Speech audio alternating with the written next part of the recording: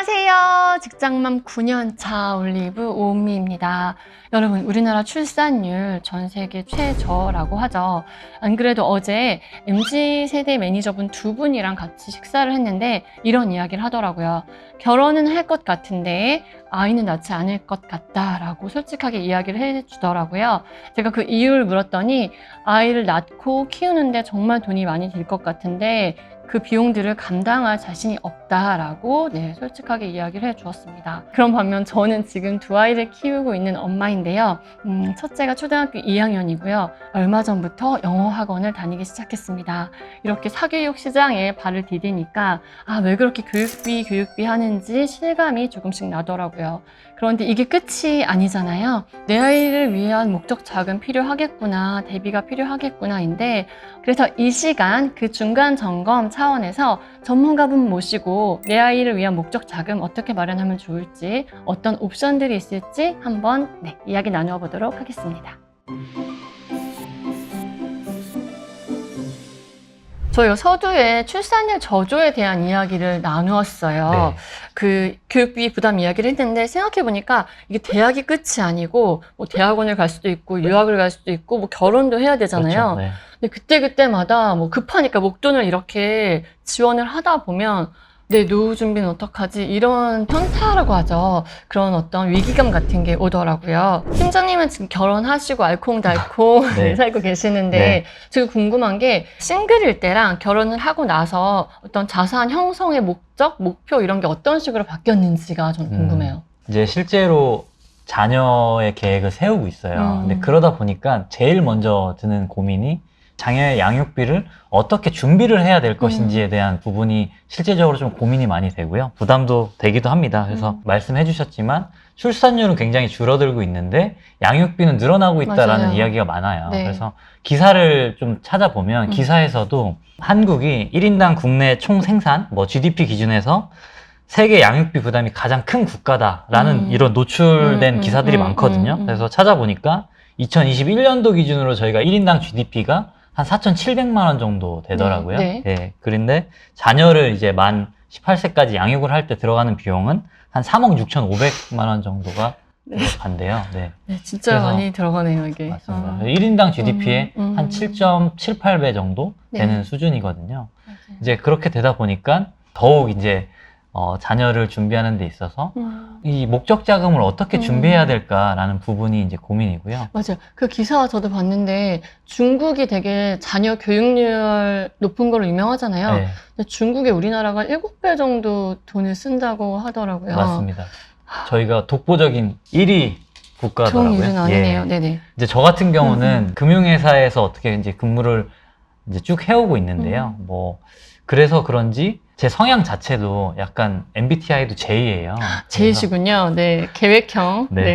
그래서 여행을 갈 때든 어떤 플랜을 세우는 거 굉장히 좋아하는데 그러다 보니까 우리의 노후도 준비를 하면서 자녀의 노후를 같이 준비해야 되기 때문에 이런 퇴직연금이나 개인연금 이런 것들을 병행하면서 양육비를 어떻게 하면 효율적으로 준비할 수 있을까? 예금을 목적 자금별로 해야 될지 아니면 요즘 같은 경우는 사실 자녀 명의로 이제 비대면으로 계좌 개설하는 게 열려 있다고 들었거든요. 그래서 그런 것들을 활용해서 제가 좀 잘 알고 있는 펀드나 아니면 금융 상품에 투자를 하는 것이 좋을지 이런 고민들, 또 명의는 제 걸로 해야 될지 자녀 명의로 해야 될지 이런 현실적인 고민들만 일단 하고 있습니다. 맞아요. 이게 이슈여서 저도 잠깐 말씀을 드리는 게 저희 이모가 가게를 하셔가지고 그 어떤 증권사 지점 이런 데 방문을 못 하시는데 최근에 그 비대면으로 미성년자 계좌 개설이 가능하다고 해서 보니까 신분증이랑 기본증명서, 가족관계 증명서 이렇게 출력하시더니 앱으로 이렇게 클릭 몇 번 하시고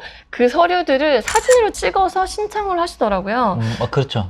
그렇게 간단하게 하시고 이게 미성년자여서 바로는 안 됐던 것 같고 1, 2일 지나니까 바로 계좌 개설이 가능하더라고요. 우먼의 머니톡 첫 화가 내 아이 위한 목돈 마련 어떻게 할까였어요. 그래서 그 주제로 해서 예금, 그리고 주식, 그리고 펀드 이렇게 세 가지 옵션이 있었습니다.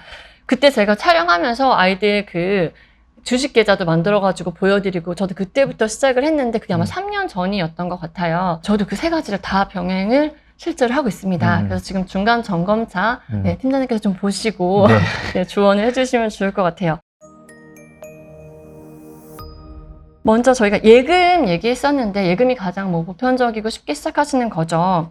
예금은 일단 안전해서 마음이 편한 게 장점이에요. 그죠? 그렇죠. 5천만 원까지 이제 예금자 보호가 되기 때문에 좋긴 한데 예금 금리가 좀 그때그때 좀 다르긴 해요. 계속 낮았었죠. 사실 맞아요. 작년 전까지는. 네. 작년엔 좀 좋았다가 다시 최근에 2%대로 좀 내려온 것 같더라고요. 네. 예금에 가입하실 경우에는 실질적인 수익이 어느 정도 되는지도 한번 고려를 해봐야 되는데, 결국에는 이제 물가 상승률을 같이 감안을 해서 그쵸, 네. 이 물가 상승률 이상의 예금 금리라면 이런 것들이 이제 복리 효과가 있어서 긍정적인 작용을 할 수 있다라는 건데요. 지금 혹시 물가 상승률이 어느 정도 되나요? 지금 6월 달 기준으로 전년 대비해서 한 2.7% 정도 되는 수준이니까 네. 이게 물가 상승률과 지금 예금 금리를 비교해 보시는 게 장기적으로 중요할 것 같긴 합니다. 네. 네, 그런데 그 예적금 같은 경우에는 만기가 뭐 1년, 3년, 5년 길지가 않아서 내 아이를 위한 목적 자금을 마련하는데 좀 한계가 있더라고요. 이게 만기가 찾아오면 그 자금을 내 아이를 위해서 지키기가 생각보다 쉽지가 않은 상황이어서 저는 한 10년 넘게 이렇게 길게 자금을 모을 수 있는 상품이 있으면 좋겠다. 이런 아쉬움은 좀 있더라고요. 네. 그때 이야기했던 것 중 하나가 주식이었습니다. 혹시 주식 하시나요? 네, 뭐 해외 주식은 일부 좀 투자를 하고 있고요. 네. 주로 이제 ETF랑 저는 네. 이제 금융상품인 펀드를 가지고 많이 하고 있습니다. 그렇구나. 제가 주식도 해보니까 주식은 진짜 공부랑 관심이 너무 많이 필요한 것 같더라고요. 근데 저희가 맞벌이다 보니까 그만큼 뭔가 에너지나 시간을 쓰기가 어려워서 기계적으로 뭐 특정 기간에 이렇게 얼마씩 매수를 하고 있어요. 그때마다 이제 아이랑 이야기를 나누긴 해요. 뭐 담비야, 여기 구독자가 줄어서 이 회사가 주가가 좀 그때보다 빠졌지. 약간 이런 식으로 글로벌 회사에 대한 어떤 상황이나 산업에 대한 걸 좀 같이 이야기를 나누고 있기는 한데 어려워요. 저는 좀 어렵긴 맞습니다. 하고. 네, 근데 주식 투자를 열심히 하는 제 친구 같은 경우에는 매수 타이밍을 노려서 잘 투자를 하더라고요. 저 같은 경우는 금융 주변 지인들이나 아니면 뭐 카운터파티 분들도 금융업에 종사하시는 분들이 많이 있으세요. 네. 이제 그러다 보니까 그분들은 정말 예전부터 뭐 자녀들한테 뭐 예를 들어서 국내 뭐 S사, 국내 주식에 뭐 S사나 뭐 최근에 핫했던 뭐 2차 전지의 뭐 E사 이런 것들을 이제 사주시는 분들이 실제로 많으세요. 네. 그리고 만약에 아이들 같은 경우는 뭐 예를 들어서 컨텐츠, 그런 아이들의 컨텐츠, 만화 같은 게 많이 노출되잖아요. 그러다 보니까 뭐 D사를 사주시면서 뭐 이렇게 맞아요. 팀장님처럼 설명해 주시는 분들도 있고 되게 좋아 보이더라고요. 네. 네, 그래서 결국에는 사실 주식이라는 거는 위험 자산이긴 하지만 장기 기대 수익률이 높기 때문에 장기적인 어떤 투자처에 있어서는 가장 훌륭한 그런 옵션인 거는 맞거든요. 근데 다만 단순 기대 수익률이 높아질 수 있다라는 거는 말씀하신 대로 변동성은 또 상대적으로 높아질 수 있기 때문에 거기에 대한 고민이 크고요. 결국 이제 개별 주식들 같은 경우 변동성이 높다는 말은 투자 타이밍에 따라서 그다음에 시기에 따라서 굉장히 가격의 차이가 크다라는 말이잖아요. 네. 그러다 보면 우리 아이가 정말로 목돈이 맞아요. 필요할 때, 네. 자녀가 목돈이 필요한 시점에 굉장히 큰 시장의 변동성, 높은 가격과 낮은 가격에 노출될 수 있다라는 좀 염려가 있긴 합니다. 네. 그리고 부모님들마다 어떤 경제적인 시간 여유라든지 투자에 대한 경험은 다 다르실 수가 있거든요. 그런 거에 따라서 굉장히 편차가 클 것 같아요. 그러면 이거를 과연 일반적인 방법이라고 할 수 있느냐, 우리 자녀의 양육비를 위한 투자할 수 있는 그런 양육비 목적의 일반적인 방법으로 보기에는 조금 어렵지 않을까. 다만 이제 저희가 장기 투자에 있어서 위험 자산은 굉장히 좋은 옵션이다라고 말씀드린 것처럼 최근에는 우리 아이를 위한 어떤 주식형 펀드들이 실제로 많이 출시가 되어 있어요. 기존에. 네네. 그래서 그런 거를 이용하시는 분들이 있고 또 뭐 S&P 500 같은 그런 대표 지수를 추정하는 ETF를 뭐 꾸준히 자기가 뭐 월에 한 번씩 뭐 분기에 한 번씩 사주시는 분들이 있더라고요. 네네. 이런 방법들이 좀 더 효율적이지 않을까 그런 생각을 해봤습니다. 네. 지금 펀드 이야기 자연스럽게 나왔는데 펀드 어떠세요?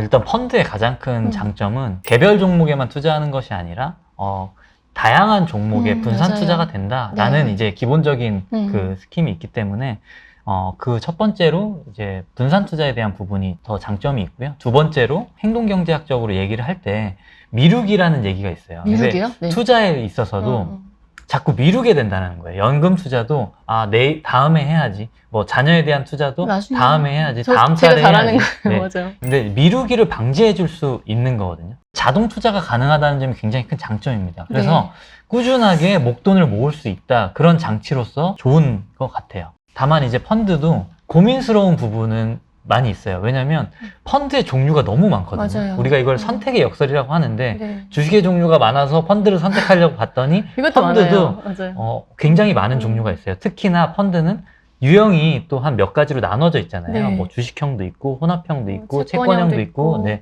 그러면서 또 주식형에서도 뭐 글로벌 주식형도 있고 국내형도 있고 이러다 보니까 이제 가장 기대 수익률이 높은 주식형으로 해야 될지 아니면 지금 현재 트렌드에 맞는 스타일 펀드에 투자를 해야 될지 이런 고민들이 또 생기거든요. 그래서 기존에 성장성이 높은 국가라든지 성장성이 높은 섹터에 투자하는 주식형 펀드들이 출시가 되어 있어서 많은 부모님들의 관심을 실제로 많이 받았습니다. 다만 이 주식형 펀드에 한정이 되다 보면 아까 말씀드린 그 변동성에 노출이 될 수 있기 때문에 시장 상황에 따라서 가격의 높고 낮음이 좀 크다라는 그런 우려도 실제 하는 것도 사실입니다. 제가 그 음원의 머니톡 1화에서 펀드를 좀 편애했던 이유는 크게 두 가지인데, 하나는 너무 바쁜데 그렇게 자동으로 매수를 해주면 제가 잊고 있어도 차곡차곡 돈이 쌓이더라고요. 그거랑 두 번째는 제가 하루 종일 시장을 보고 종목들을 살피고 뭐 펄을 살펴보고 이럴 시간이나 겨를이 없는 반면에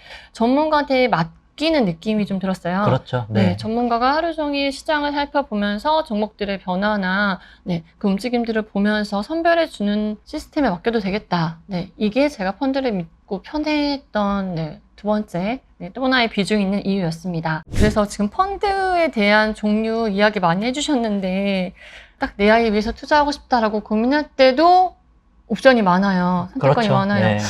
이렇게 뭐 고를지 모르겠을 때는 어떻게 하면 좋을지. 제가 그럼 반대로 한번 질문을 드려볼게요. 그러면 올리브님은 지금 현재 개인의 그 노후 자산을 위해서 개인연금이나 뭐 퇴직연금 이런 거 하고 계신다고 했잖아요. 네, 어떻게 하고 계세요? 갑자기 질문을 받아서 좀 당황스럽긴 한데, 저는 DC형 퇴직연금에 가입이 되어 있거든요. 그러다 보니까 운용을 제가 해야 되는데 예금 있고 ETF, 펀드 좀 있고 제가 은퇴할 시점 맞춰놓은 TDF 좀 있고, 개인연금 같은 경우에는 ETF, 펀드, 마찬가지로 TDF 이렇게 세 가지로 구성이 되어 있는 것 같아요. 제가 생각했을 때는 지금 말씀하신 데 일정 부분 정답이 있는 것 같아요. 그 TDF라는 펀드를 두 번 정도 언급을 해주셨는데 이 TDF라는 게 타겟 데이트 펀드의 줄임말인데, 그걸 사용하시는 이유는 조금 마음 편하게 자동으로 운영해주기 때문에 그리고 타겟 데이트까지 목적 있게 운용을 하는 그런 성격이 있기 때문에 아마 선택을 하셨을 것 같거든요. 그래서 이 TDF는 타겟 데이트만 정해서 고객님께서 선택을 해주시면 글로벌 우량자산의 분산 투자도 해주고 시황에 따라서 리밸런싱도 스스로 하고 그 다음에 펀드가 시간이 지남에 따라서 위험 자산을 줄이고 안전 자산을 늘리는 그런 위험 관리까지 이렇게 다 자동으로 해주기 때문에 지금 어떤 연금 자산 관리에 있어서 말씀하신 코어 펀드, 기본적인 펀드로 많이 활용이 되고 있거든요. 네, 맞아요. 그래서 이런 것들을 우리 부모님 입장에서 자녀들한테 우량자산의 분산 투자가 되는 펀드이면서 위험자산 관리까지 좀 하고 싶다라고 했을 때는 이런 TDF의 컨셉을 우리 아이의 아니면 우리 자녀들의 목적 자금을 위해서 이용하는 것도 굉장히 좋은 컨셉인 것 같습니다. 기존에 있는 TDF 상품을 내 자녀, 내 아이를 위한 자금으로 사용할 수도 있다는 말씀이실까요? 네, 그렇게도 가능하고요. 뭐 아니면 우리 자녀들을 위한 TDF 상품으로 뭐 그렇게 연결을 시켜주셔도 됩니다. 그러면 제가 TDF를 투자하는 사람으로서 궁금한 건, 기존 TDF에 투자하는 거랑 그 자녀를 위한 TDF에 투자하는 거랑 어떻게 다른 거예요? TDF라는 거는 결국 이 타겟 데이트 펀드 안에 그 핵심이 글라이드 패스라고 하는 투자 시점부터 목표 시점까지 자산 배분 곡선을 얘기하는데, 이 글라이드 패스가 첫째로 달라요. 기존에 지금 나와 있는 TDF는 연금 투자의 목적으로 한 30년 정도, 그러니까 취업해서 은퇴까지의 그런 생애 주기를 타겟으로 해서 그런 것들을 고려해서 설계가 됐다면, 이 자녀들을 위한 TDF라고 하면 글라이드 패스가 은퇴 시점이 아니라 자녀의 어떤 학령 주기에 이 학령주기라고 하는 거는 뭐 예를 들어서 저희가 초등학교 네. 6학년, 중학교 3학년, 고등학교 3학년에서 12년 네. 또는 뭐 미취학까지 해서 6년 더하면 최대 18년 네. 뭐 이 정도의 학령주기를 고려한 글라이드 패스다. 진짜 자녀 맞춤형으로 투자를 해도 되겠어요. 네, 맞습니다. 그러니까 그 글라이드 네, 패스의 네. 기간이 다르기 때문에 거기에 따른 자산 배분안도 또 달라질 수 있는 거거든요. 그래서 첫 번째로 그냥 간단하게 말씀드리면 TDF의 핵심 엔진이라고 할 수 있는 글라이드 패스가 좀 차이가 있을 수 있다. 네. 또 뭐가 있나요? 두 번째로 이 자녀용 TDF는 기존의 연금용 TDF와 달리 만기가 있다라고 생각해 주시면 돼요. 펀드가요? 네, 펀드에 네. 만기가 설정되어 있다. 네네. 만기를 설정해 놓은 이유는 기존의 연금용 TDF는 이제 은퇴자금 마련 목적으로 가입을 하시는 거고 노후 준비 목적으로 이제 TDF를 가입을 하셨기 때문에 그 특정 타겟 데이트 은퇴 이후에도 네. 연금 투자자가 직접 운용할 수 있도록 그쵸. 별도의 만기를 네. 설정을 해놓지는 않거든요. 네. 그리고 연금용 TDF는 가입자와 나중에 찾아 쓰는 수익자가 일치를 해요. 그래서 내가 목적 자금을 불린 만큼 그걸 가지고 인출 설계에도 사용할 수 있다라는 이제 그런 논리가 되는 거고요. 반면에 이제 자녀용 TDF 같은 경우는 상대적으로 투자 기간이 지금 TDF보다 짧았잖아요. 네. 네. 그리고 부모가 일반적으로 대신 납입을 해준다거든요. 이 차이점이 큰 것 같아요. 그러니까 결국 가입해주는 분과 그 나중에 사용할 수익자가 불일치할 가능성이 커요. 그래서 만기 이후에 뭐 다양한 활용 목적이 있을 수 있잖아요. 뭐 자녀가 대학에 갈 수도 있는 거고 네. 아니면 사회 그 자립 재원으로 사용할 수도 있는 거고 세 번째로 뭐 결혼 재원으로도 얼마든지 다양하게 사용할 수 있기 때문에 이 만기 타겟 데이트 만기가 되면 환매가 되도록 그렇게 되어 있습니다. 그래서 이런 상품이 있군요. 네. 그래서 성년의 자녀는 이 목적 자금을 가지고 본인이 이제 운용 주체가 돼서 말씀드린 대로 다양한 그런 목적 자금을 활용을 할 수 있는 재원으로 사용하실 수 있도록 그렇게 설계된 펀드라고 보시면 됩니다. 그 학령주기라고 해서 3년, 3년, 6년, 12년을 지금 텀으로 가지고 있는데 이게 꼭 초등학교 뭐 입학할 때 가입해야 되는 상품은 아닌 거네요. 왜냐하면 네. 중학생이 가입을 하면 뭐 나중에 유학자금으로 쓸 수도 있고 그렇죠. 고등학생인 경우에는 뭐 결혼자금이나 사업자금으로도 그럼요. 쓸 수도 네. 있고 한다는 생각이 지금 이야기 들으면서 들었고요. 딱 목적 기간이 있으니까 12년 이렇게 딱 들어주고 그 자금은 자녀를 위한 목돈 자금으로 쓰고 그 이후는 저도 또 이제 노후 준비를 해야 되니까 그럼요. 이렇게 좀 만기가 있다는 게 저는 조금 한켠 마음이 드는 포인트이기도 합니다. 그런데 지금 만기 이야기하니까 이게 예금 같은 상품이 아니다 보니까 만기에 혹시 손실 나는 거 아니야 라는 생각이 솔직하게 들어요. 이런 이야기도 좀 했으면 좋겠거든요. TDF는 이제 글라이드 패스상 목표 시점이 가까워지면 또 위험 자산을 줄여주잖아요. 그리고 안전 자산 높이기 때문에 이런 그 위험 관리가 가능하다. 그리고 목표 시점이 또 많이 남아있을 때는 그 위험자산 비중을 높게 가서 적립금의 또 성장을 같이 도모할 수 있다. 이런 점이 또 특징이 있고요. 결론적으로는 주식형 대비해서 변동성을 좀 낮추고 손실 확률이 낮아지는 그런 좀 안정성을 강화한 그런 그 TDF 상품이다라고 보시면 될 것 같아요. 저희가 이런저런 이야기 나누고 있는데 뭐 이 상품 좋아요, 가입하세요 이런 느낌이 아니라 실제적으로 뭐 우리 아이 위해서 투자를 하고 싶은데 뭐 펀드를 들어주고 싶은데 어떤 옵션들이 있는지 모르겠다 하는 분들을 위해서 이런 상품도 있다라고 장단점들 따져보는 시간이라고 생각을 해보면 될 것 같고요. 바쁜 직장맘 입장에서 가장 장점은 TDF도 자동이체가 당연히 되죠. 그럼요. TDF도 펀드이기 때문에요. 펀드의 최대 강점이 또 자동이체라고 생각을 하거든요. 그래서 매월 주식을 뭐 직접 골라서 사주시거나 이런 어려움 없이 조금 편안하게 투자하실 수 있는 방법이라고 좀 권유를 드리고 싶습니다. 그럼 얼마씩 해줘야 되나 이런 것까지 물어봐도 되나? 그런 게 제일 고민인데 어느 정도 만약에 하시면 어느 정도씩 해주실 거예요? 자녀의 목적 자금이고 저는 한다고 하면 이걸 비대면으로 자녀 명의로 해주면서 이제 자녀의 경제 교육에도 같이 도움이 될 것 같거든요. 그러면 생각 안 할 수가 없는 게 증여세고 증여 한도예요. 그래서 저희가 보통 증여가 10년에 자녀한테 해줄 수 있는 게 10년에 2천만 원 정도 되잖아요. 그러다 보니까 이 정도의 금액을 넣지 않을까라고 생각을 해봤고요. 그러면 월에 한 15만 원 정도씩 이게 지금 한 12년 정도 만기인 것 같더라고요. 이런 상품들이. 그러면 12년 정도 납입한다고 했을 때는 증여세 기준이 되는, 그러니까 납입 원금이 한 2,100만 원 정도 되더라고요. 근데 이제 연안산 기대 수익률이 뭐 펀드이고 하니까 뭐 7에서 8% 정도 수준의 연안산 기대 수익률을 잡으면 뭐 우리가 일반적인 대학 학자금 그 목적 자금으로 뭐 하는 3천만 원 이상 정도 있어야 된다라고 하니까 그 정도 수준은 달성할 수 있지 않을까 그렇게 개인적으로 계산은 해봤습니다. 증여세 같은 경우에는 이렇게 원금에만 부과가 되기 때문에 이렇게 원금을 투자해서 어느 정도의 초과 수익이 달성되는지에 대해서는 세금이 부과가 되지 않습니다. 그리고 앞서 저희 음원의 머니톡에서 유기정기금이라고 해서 이렇게 적립식으로 자녀에게 증여를 해줄 경우에 혜택을 볼 수 있는 어떤 제도에 대해서도 설명을 해두었으니까 참고하시면 좋을 것 같습니다. 네, 이렇게 오늘 우리 아이 위한 목적 자금 어떻게 마련해야 되나라는 이런저런 옵션들 살펴봤는데 새롭게 TDF라는 상품을 고려할 수도 있다. 내 아이 졸업식에 맞춰서 이렇게 한번 살펴봤고요.